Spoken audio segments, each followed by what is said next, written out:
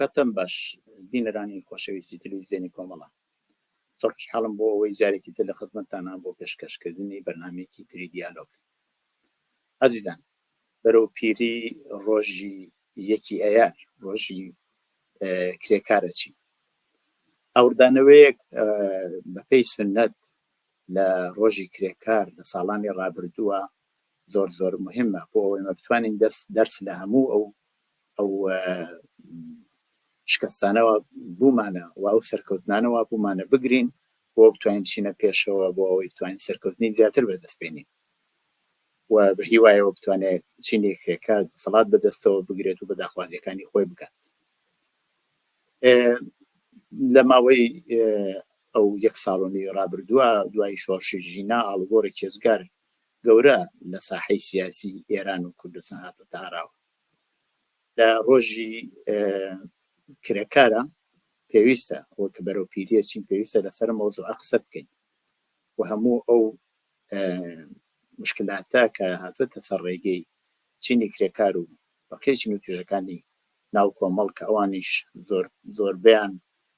لەباری چینایەتی و لەباری کۆمەڵایەتیەوە پشتیوانی چینی کرێکارن قسەی لەسەر بکەین. بۆم بابەتە داوامان کردووە لە هاوڕێی بەڕێزم کاک حامیدی کەریمی ناسراو بە شاتر حامید کە بۆ خۆی یەکێک لە دامەزرێنەرانی ئەنجومەنی جەماڵی چراوەیسی و هەرواتر هەڵسوڵاوی کرێکاری بووە و هەڵسوڵاوی سیاسی و کرێکاریە. پێمان خۆشە لەم بابەتەوە زیاتر لەگەڵ ئەو لەسەر مەوزوعی ڕۆژی کرێکار قسە بکەین. کاک حامیدیان زۆر سپاس بۆ بەشداریتان لەو بەرنامەیەدا کە داوەتیمەتان قبول کردووە. لەگەڵ سڵاو و ڕێز بۆ تۆی خۆشەویست کاک مەحیە و هەموو بینەرانی تەلەڤیزیۆنی کۆمەڵە سپاسان دەکەم کە ئەم بانگەشتت ناکردووە و داوەتان کردووم بۆ ئەم بەرنامەیە بە بۆنەی ڕۆژی جیهانی کرێکارەوە. هەر لێستاوە پێشەکی پێویستە کە منیش پیرۆزبایی خۆم لە هەموو کرێکارانی تێکۆشەر و هەموو مبارزینی تەبەقاتی و کرێکاری چ لە کوردستان و ئێران و هەموو دنیا هەر لێستاوە پیرۆزباییان پێ بڵێم و ڕۆژی جیهانی کرێکار لە هەمویان پیرۆز بێ و لە هەمووان پیرۆز بێ. هیوادارم کە کرێکاران بتوانن بە یەکگرتووی خۆیان و بە دروستکردنی تەشەکولاتی سربەخۆی کرێکاری بتوانن بەرەو پیری ئەم ڕۆژە بچنەوە لە ڕۆژی جیهانی کرێکارە داخوازیەکانی خۆیان بەدەست بێن و بیکەن بە سنەتێک بۆ ئەوەی کە کرێکاران هەموو ساڵێ لە ئەوەڵی ئەیار دەستکەوتەکانی خۆیان مرورێک بکەنەوە بۆ داهاتوو قەدەمهای بعدی هەڵبگرن بۆ وەدیهێنانی باقی مافەکانیان. سپاس لەوەی کە لەم بەرنامە هەم. زۆر سپاس. کاک حامید دەگەرەمە ئاوڕێک لە یەک ساڵی ڕابردوو بدەینەوە. خۆشە پێم بڵێ کە جیاوازی ئەو ساڵ کە ئێمە بەرەوپیری ڕۆژیەکی یارەچین لەگەڵ ساڵی ڕابردووە لە چیایە بە کورتی جاچینە سەر پرسیارەکان دیارەتەوان پرسیارم زۆر هەیە لەو بابەتەوە. ڕاستەکەی ئەوەی کە واقعیەتە ئەویش ئەوەیە کە مبارزەی اجتماعی بەعام چه مبارزاتی کرێکاری چه مبارزاتی بەرابەری تەڵابانی ژنان چه مبارزاتی باقی چین و توێژەکانی ناو کۆمەلگای ئێران پێی ناوەتە مەودایەکی ترەوە چۆتە سەر فازێکی تر ئاوا بڵێن باشتر چۆتە سەر فازێکی تر و داخوازیەکان جیا لەوەی کە لە یەک ساڵی ڕابردووە داخوازی سنفی و داخوازی چوونە سەرەوەی حەقدەست و بازنشستەکان هەموو هەفتەیەک یا زۆربەی وەختەکان لە ئەعترازات و کۆبوونەوەکانیان ئەم مەتالباتە سنفی و اقتصادیانیان هێناوەتە گۆڕێ. لە عینی حاڵیشە تۆ ناتوانانی فقط خەباتی ئەوان بەم خەباتە سنفیە سرفەوە ببینی، خەباتی کۆمەڵگای ئێران بەعام خەباتێکی سیاسی اقتصادیە، لە عینی حاڵە کە خەریکن خەباتەکەن بۆ داخوازیە سنفی و اقتصادیانیان هاوکاتیش بە هەمویان هەوڵیان ئەوەیە کە پاشەکشێ بە ڕژیمن هەوڵیان ئەوەیە بتوانن داخوازیە سیاسیەکانیشیان هاوکات بەرنە پێشێ. لە بۆیە من پێم وایە لە 1 ساڵی ڕابردووە خەباتی بەردەوام بووە چ لە اعتساباتی کرێکاری و مانگرتن و داخوازیهای جۆراوجۆ لە هەم قشتەکانە. بۆیە پێم وایە ڕژیمیش بەوە هەستی کردووە کە دەبێ هێرشێکی متەقابل بکاتەوە بۆ ئەوەی لەوە زیاتر شیرازەی دەسەڵاتی نەپسێ. هەر بۆیە لە چەند هەفتەی ڕابردووە دووبارە توندوتیژیەکی زۆری دەست پێ کردوتەوە بەرعەلەی ژنان و بەرعەلەی هەموو ئاعترازاتێک کە ئەکرێ. هەر بۆیە پێویستە ئەو ساڵ بۆ ڕۆژی جیهانی کرێکار بۆ 1 ئەیار بتوانن نەتەنیا کرێکاران، هەموو چیر و توێژەکان، جوانانی دادپەروەر و ئازادی خواز، جوانانی سوسیالیست، فعالینی محیتی زیست، معلمین، کرێکاران هەمویان بتوانن لە سەفێکا بتوانن ئاعترازاتی خۆیان هەماهەنگ بکەن لەگەڵ یەکتر بۆ ئەوەی هەم قدرەتی تەشەکولاتی خۆیان نیشان بدەن، لە عینی حاڵیشە هەرچی بە قدرەتترەوە زاهیر بن زۆرتر دەتوانن پاشەکەدا. بۆ پێشتریش لە ماوەی 4 ساڵی ڕابردووە نەتساوە هەر بەردەوام بووە بۆ تەوەن بۆ حقوقەکانیان کە وەریان نەگرتووە، بۆ زۆر مافی تریان وەکو مافی مانگرتن، وەکو مافی پێکێنانی تەشەکولی کرێکاری سربەخۆ و زۆر شتی تر. بەڵام ئەو جۆرەوە چاوەڕوا دەکرا لە شۆڕشی ژینای ئێمە زۆر بەرچاو نابینی چینی کرێکار لەو سەتحی وا لە کولی ئێران خەڵکاتنە سەر شەقام و تەظاهورات و ئەترازات کرا و چ لە شەقامەکان، چ لە گەڕەکەکان، چ لە شوێنەکانی تر. بەڵام بەو شێوە ئێمە ناتوانین ئەو هێزی چینی کرێکارە ببینین کە هاتۆتە سەر شەقام. تەبعەن خۆم ناڵم هەر بووە،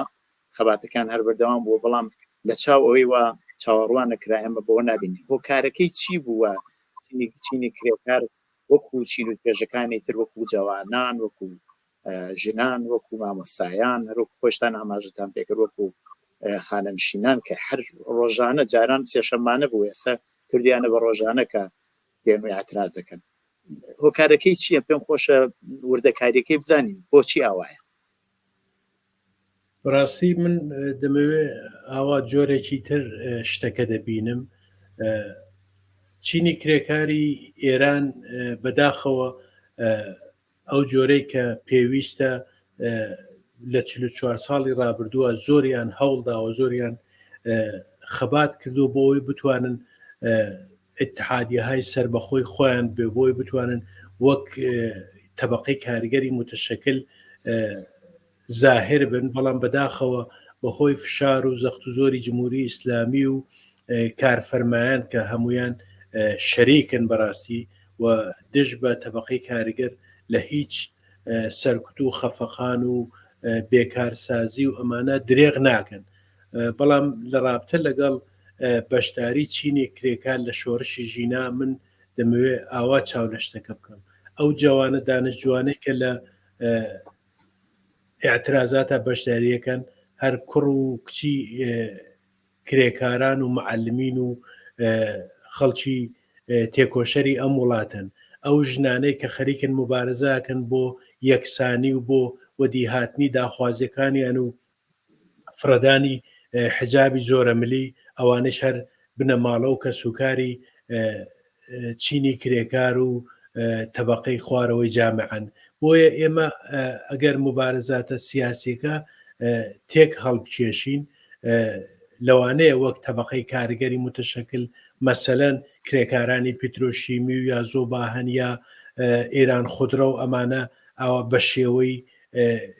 سندیکا یا ئیتحادیە نەهات بێت نەخیابان بۆ دەربڕینی ناڕەزایەتی، بەڵام هەموو ئەو ناڕەزایەتیانەی کە هەیە و بەڕێوە ئەچێ ئەگەر ئێغراق نەبێ زۆربەی ئەو کەسانەی کە لەم ئیعترازاتانە بەشداریەکەن هەر کەسوکار و خانەوادە و بنەماڵەی چینی کرێکار و حاشیە نشینەکان و خەڵکی زەحمەتکێش و کرێکارن کە بەشدارن. بۆیە ئێمە ئاوا بێ چاو لە شتەکە بکەین کە ئەم ئیعترازاتە وەلەو پەراکەندەیش بوو بێ، بەڵام دەور و نەقشی خەڵکی فەقیر و هەژار زۆر بە بەرچاوی ئەبینرێەوە. من بۆ خۆم پێم وایە ئەمە ئەگەر ئاوا چاوی لێ بکەین شاید زەمانێک هیوادارم زۆر ئەو زەمانەش توولانی نەبێت کە کرێکاران بتوانن بە تۆری متشەکل لە مبارزاتی جەماوەری لە هەموو ئێران بێنە مەیدانەوە بتوان بە متشەکلانە بەرەنگاری تەواوی ئەو جرم و جەنایەتانەی کە جمهوری ئیسلامی ئەیکا لەگەڵ باقی خەڵکی ئێران بەرەنگاریان ببنەوە و ڕژیمی کۆنەپەرستی جمهوری ئیسلامی بۆ هەمیشە لە مێژوودا بسڕنەوە و بیخەنە زبڵدانی تاریخ. بڵێ بەڵام زۆر جار کە ئێمە باسی ڕێکخراوی سربەخۆکەین ئەوە مشکلێک بووە لە کاتی پێکاتنی هاتن سەرکاری کۆماری ئیسلامی و هەتا ئێستا ئەوە یەکێک لە مشکلاتی گەورەی چینی کرێکار و ئەتوانم تاندازێکیش بڵێم چین و توێژەکانی ترە. تەبعاً ئەوە گەڕێتەوە سەرەوە کە کۆماری ئیسلامی زۆر دڕندەیە و ئیجازە نادا هیچ هێزێکی تر غێرە دەستگا و دامودەرزەکانی خۆی بوونیان ببێ. بەڵام ئایا غێرت سەرکوب ئەوەی کە سەرکوتە کراوە لەلایەن کۆماری ئیسلامیەوە چ مشکلاتێکی تر بووە لە ڕێی پێکهێنانی ڕێکخراوی سەربەخۆی کرێکاری کە بتوانێت لە ئاستی هەموو ئێران عمل بکە؟ پێم خۆشە بەوانەی شارە بکەین چونکی ئەو شتانەوە ئەوانەوە ئێوە باسان کرد خۆ تەبعاً دیارە هەمویان لەبەری خەڵکی زەحمەتکێش و فەقیر وانن چ خەڵکی ئەوانەی کە خەڵکی مناتقی حاشیە نشینن، ژنان، معلمان ویا خانەنشینان هەمویان خەڵکێکی فەقیرن. بەڵام مشکلی گەورەکە وەیە کە چاوەڕوانە کرێ ئەوەی وا لە شوێنێک پێکەوە لە کارخانەیەک یا مثلا لە مەحەلی کارە پێکەوەی ئەوانە بتوانن ڕێکخراوی سەربەخۆی خۆیان ببێت. بۆچی نەیانتوانی ئەو کارە بکەن؟ ڕاستیەکەی بەشی زۆری هەر ئەگەڕێتەوە بۆ ئەم مەسلەی خەفەقان و زۆڵم و زۆرێک کە جمهوری ئیسلامی ئەیکا و هەر ئیعترازێک هەر کۆڕ و کۆمەڵێک کە دروستە بێ فەوری مارکێکی ئەمنیەتی پێوە ئەنێن، فەوری هەوڵ ئەدەن کە ئەمە بە شوێنێکەوە ببەستنەوە، گرێ بدێن بە شوێنێکەوە هەر بۆنەوە بۆ سەرکوتکردنیان دەستی خۆیان ئاواڵە دەکەن. لەلایەکی دیکەشەوە خانەی کاریگەر و شۆڕەهای ئیسلامی کە بە نەوعێک سەر بە خودی دەمودەستگای ڕژیم و یا حاڵەتێکی بەینابینیان لە بینی کارفەرما و ڕژیم و کرێکارانە هەیە. ئەمانش هەموو هەوڵیان ئەوەیە کە نێڵن ئەم تەشەکلە سەربەخۆوانە سەر بگرێ. هەر ئێستا کە من و تۆ خەریکین پێکەوە قسە دەکەین تعدادێکی زۆر لە فعالینی کرێکاری لە زیندانەکانن، تعدادێکی زۆریان حتا مەمنوع التەسویر و مەمنوع قسەن کە زاهر نەبن لە میدیاکان و ڕوو بە دەرەوە نەتوان قسە بکەن. هەر بۆ نمونە چەند ڕۆژ لەوەی پێش ئەم کوڕە گەنجی ئیسماعیلی گەنجی ئەگەر ئیشتوانەکەم نەخێر ئیسماعیلی بەخشی بڵێ ئیسماعیلی بەخشی توێتی ئیدی من مەجبورم قسە بکەم، تا ئێستا وادارتان کردبووم کە سکوت بکەم، مەجبورم قسە بکەم. یعنی منزورمەوەیە ئەمە یەکێک لە نمونونەکانێتی کە ڕژیم بە هەموو شێوەیەک بە هەموو تەرفەندێک هەوڵی ئەوەیە کە فعالینی کرێکاری و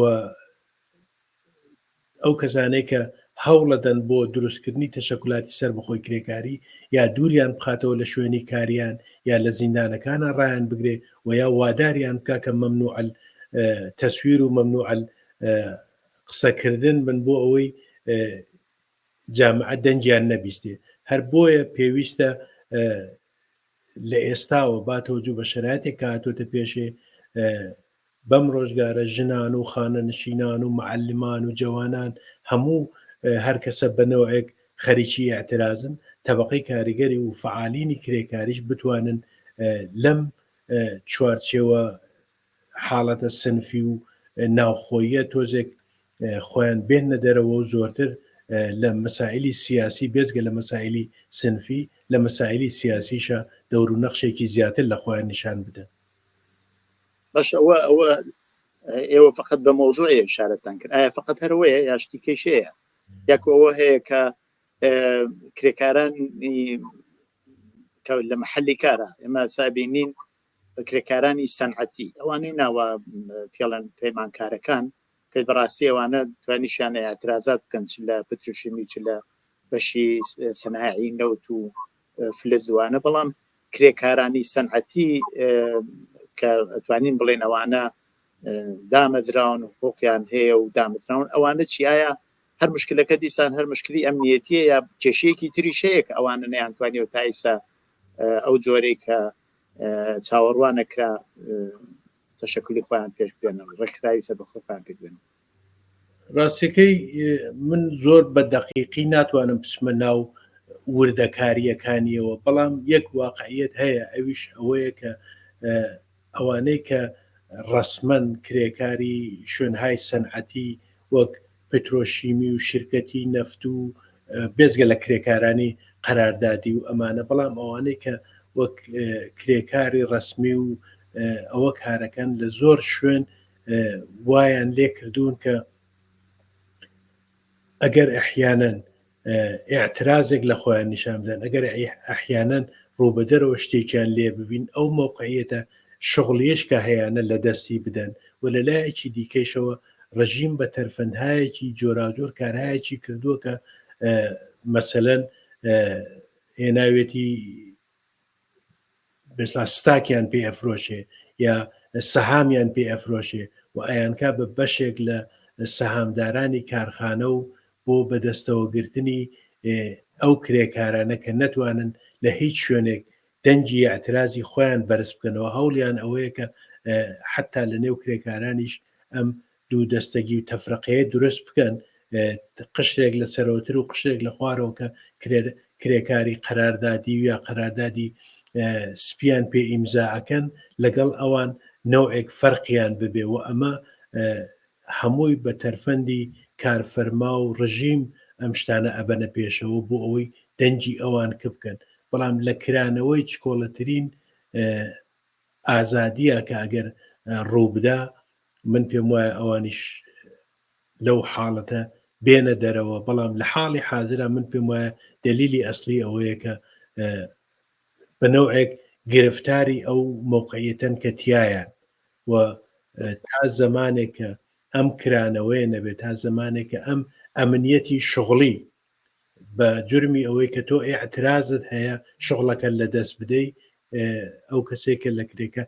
کرێکار و لە کارخانەیە کارەکە مەجبورە بۆ هێشتنەوەی خۆی لەسەر کار و بۆ بەڕێوەبردننی بژی و خۆی و بنەماڵەکەی یەک سریشتیشەیە قبولی بکە وەلو لە ئیرادەی خۆشیانی و خۆشی قبولی نییە بەڵام تا شتەکە نەبێتە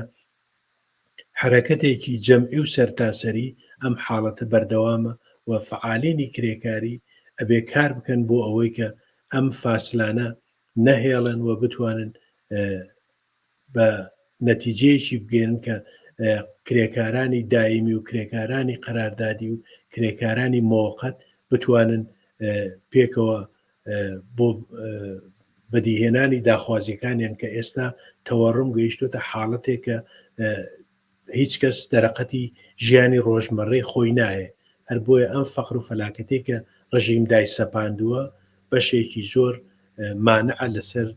یەکگرتن و متحدبوونی چینی کرێکار بە بڕوای من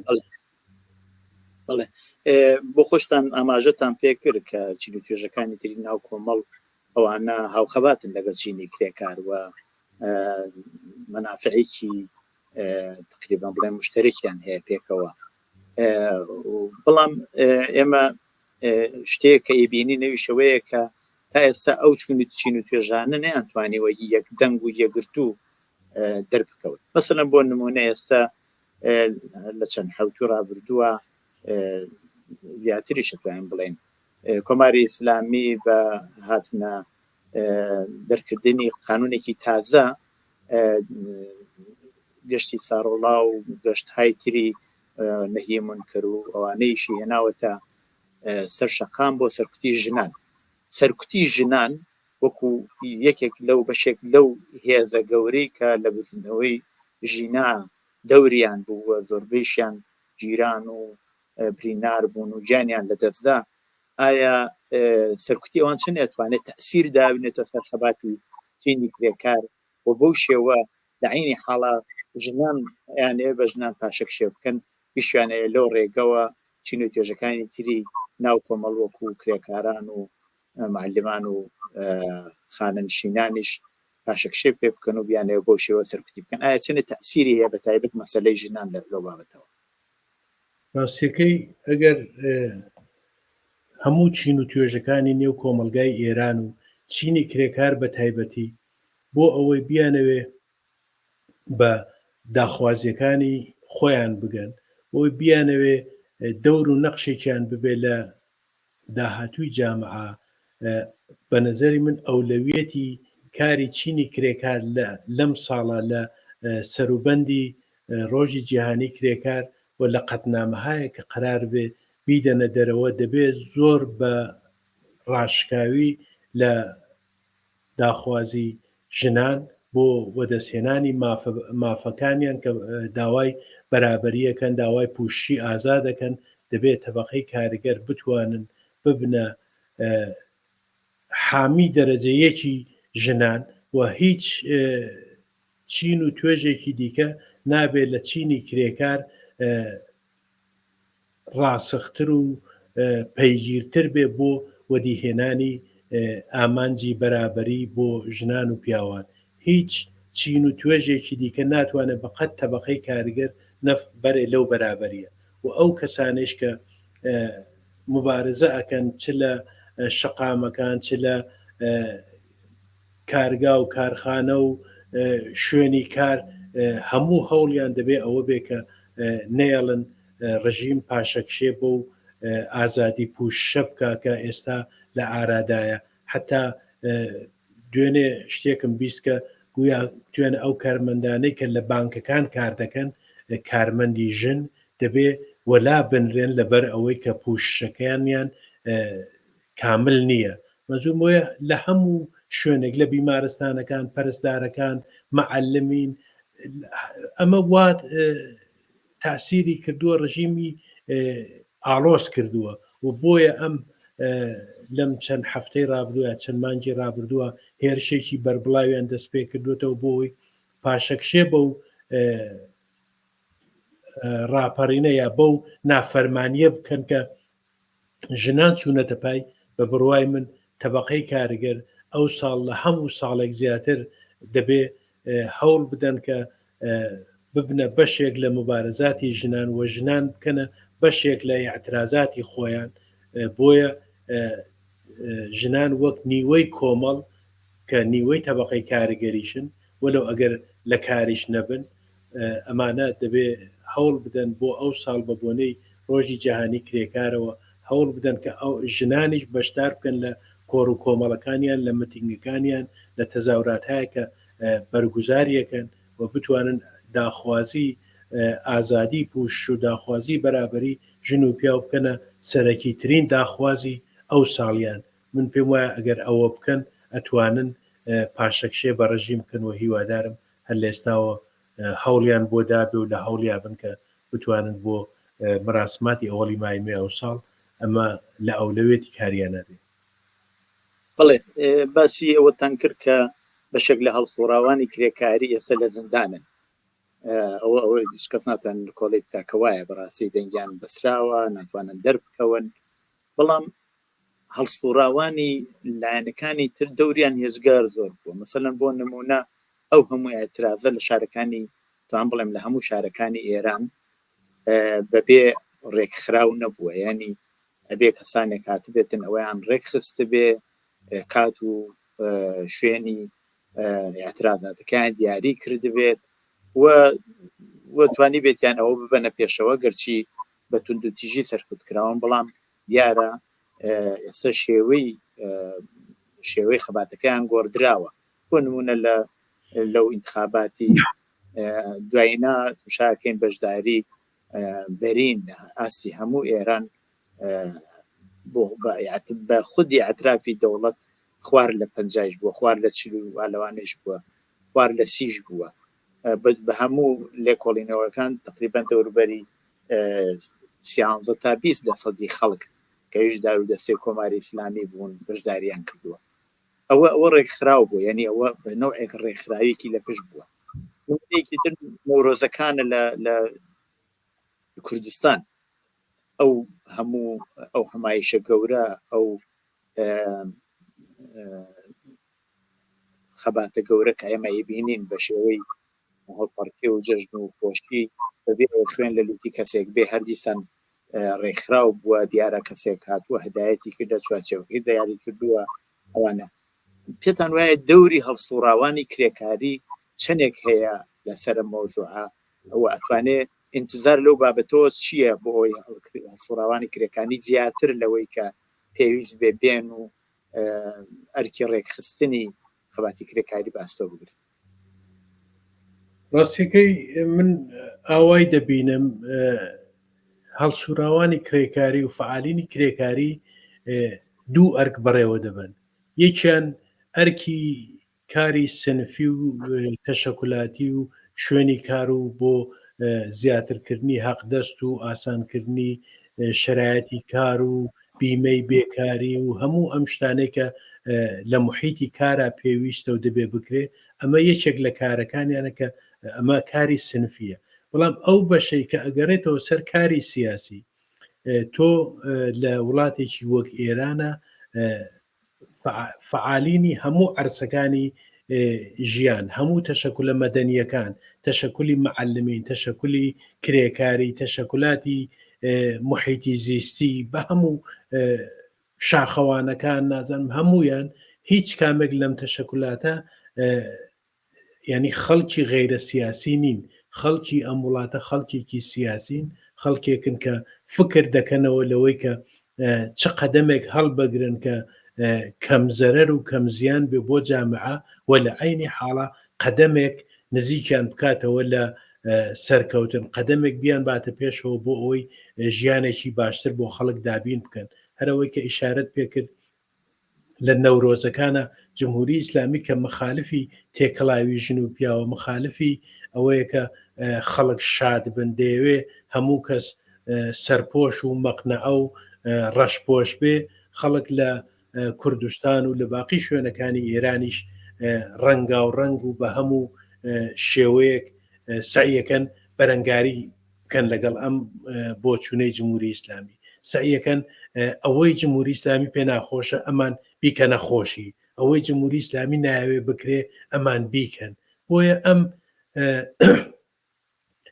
نافەرمانە مەدەنیانە، ئەم خەباتە مەدەنیانە لە عینی حاڵاکە خەریکن بەڕێوەی ئەوە ئەبەن بۆ ئەوەی ئیجتیماع زەرەری گیانی و ماڵیتیان نەبینن و هەمزەمان ورە بەخشیشە بۆ ئەوەی خەڵک بتوانن حرەکەتی لەو نەوە ئیدامە بدەن و جمهوری ئیسلامی پاشەکشێ پێ بکەن. من پێم وایە هەڵسوراوانی کرێکاری جیالەوەی کە لە شوێنی کار و فعالیەتی شغڵیان خەریکن کار و ژیانی خۆیانە بن، لە نێو جامعەیش فعالن، هەوڵەدەن و نابێ ئێمە ئەم دوو خەباتە لێک جیا بکەینەوە. مبارزینی کرێکاری جیالەوەی لە شوێنی کار و خەباتی کرێکاری خۆیان خەریکن، لە نێو جامعەیشە دەوریان هەیە، نەقشیان هەیە، هاندەرن بۆ ئەوەی کە پاشەکشێ بە ڕژیم بکەن لە هەموو عەرسەکانیانە و هیوادارم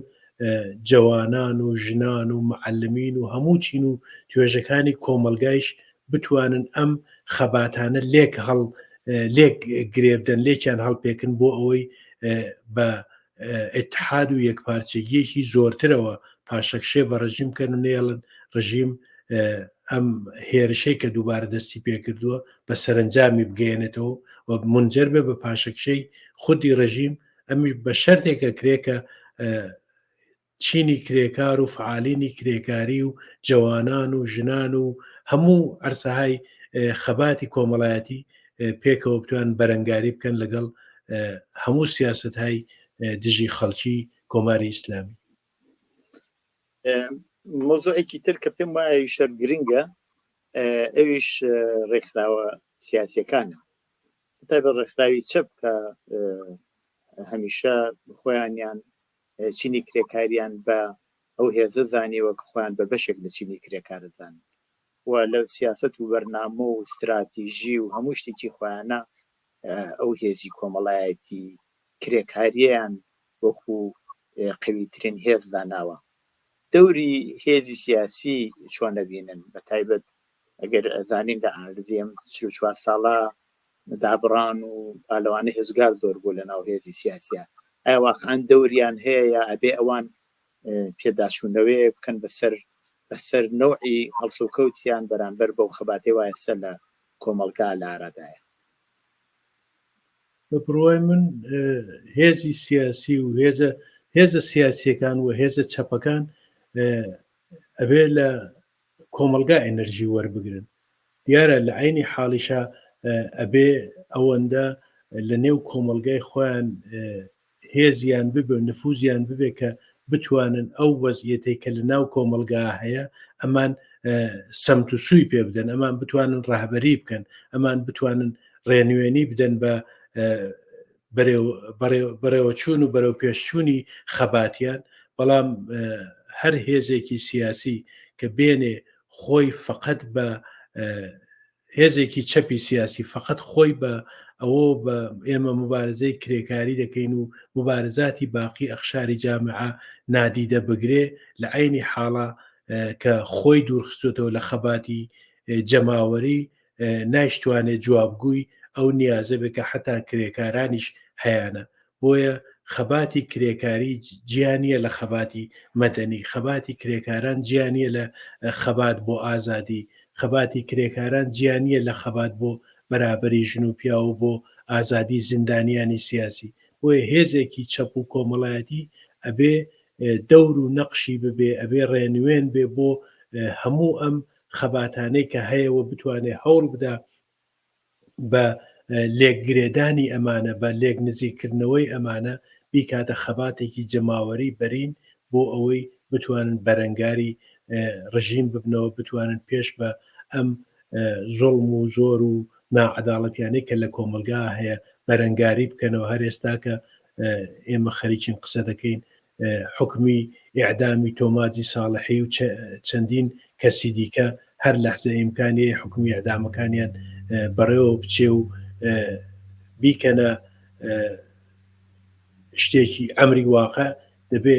کرێکاران و فعالینی کرێکاری و ئەحزابی چەپ و تێکۆشەری کۆمەڵایەتی بتوانن ئەمانە بکەنە سەرلەوحەی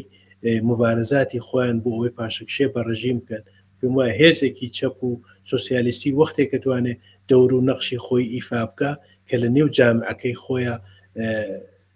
نەخشی ببێ و لە هەڵسوکەوتی ڕۆژانەی جامعە بتوانێ ورە بستێنێ، بتوانێ وزە بگرێ و لە عینی حاڵیشە. پێتان وایە وا بووە کاک حامید، پێتان وایە ئایا هێزی چەپ توانیوێتی ئەو جۆرەوایەوە باسیەکەن ئاوا دەور بنوێنێت؟ بەداخەوە ئەتوانم بەڕاشکایی بڵێم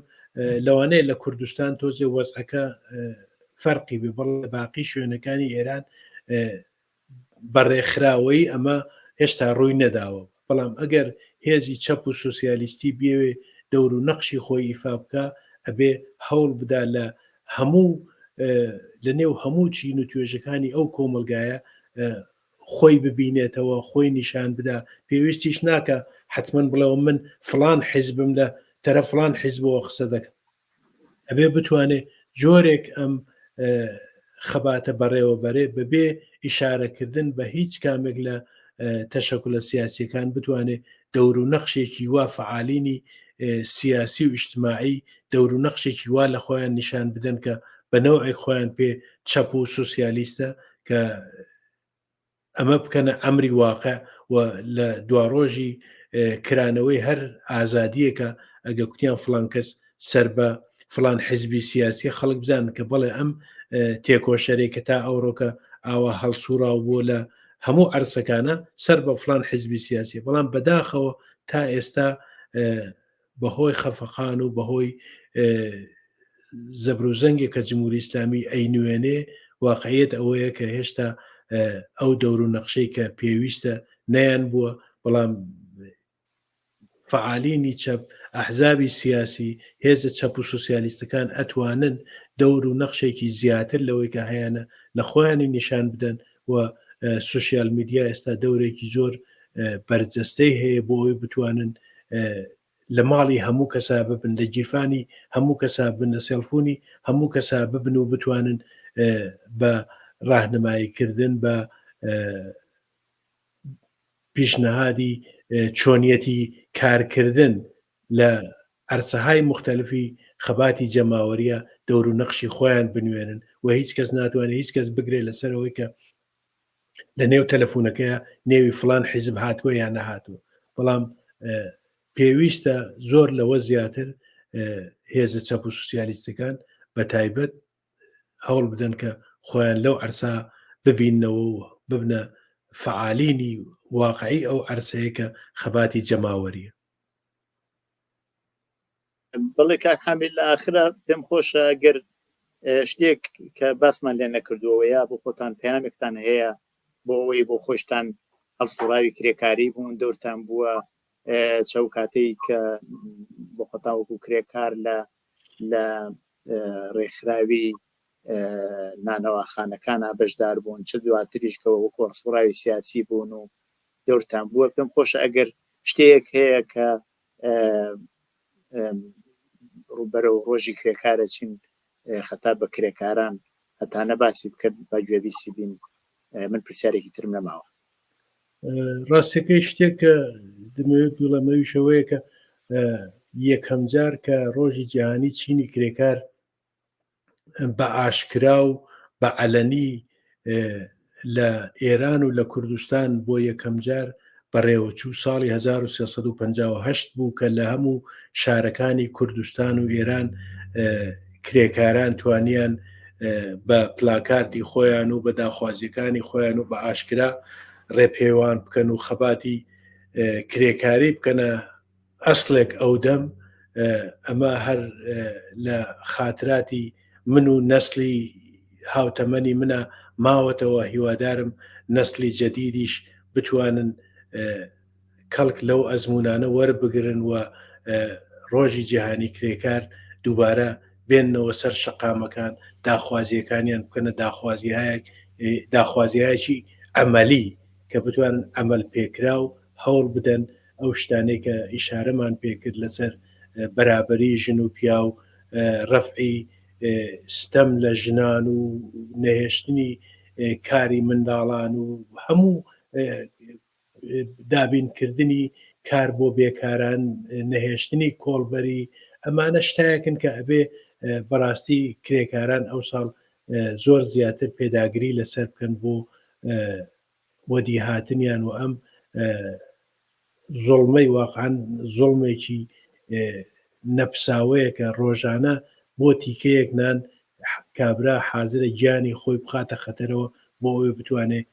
تیکەیەک نان بێنێتە سەر سفرەی خاڵی بنەماڵەکەی. هەر بۆیە دەبێت کرێکاران هەوڵ بدەن لە هەموو شوێنێک و ئەقشاری دیکەی جامعەیش بتوانن ببنە پشتیوانێکی ڕاستەقینەی ئەم خەباتە بۆ نەهێشتنی ئەم هەموو هەڵاواردن و نابەرابەریە. هیوادارم ئەو ساڵ ڕۆژی جیهانی کرێکار هەرچی شکۆدارتر لە جاران بەڕێوە بچێ و بە هیوای سەرکەوتن و ژیانێکی ئاسوودەتر بۆ هەموو خەڵکی کرێکار و زەحمەتکێش لە هەموو شوێنێکی ئێران و دنیاش. سپاس کاک حامیدی کەریمی، ناسرا بەشاتر حامید بۆ بەشداریتان لەو بەرنامەیە. هیواداریم بتوانین لە دەرفەتێکی تریشدا لە خزمەتتان بین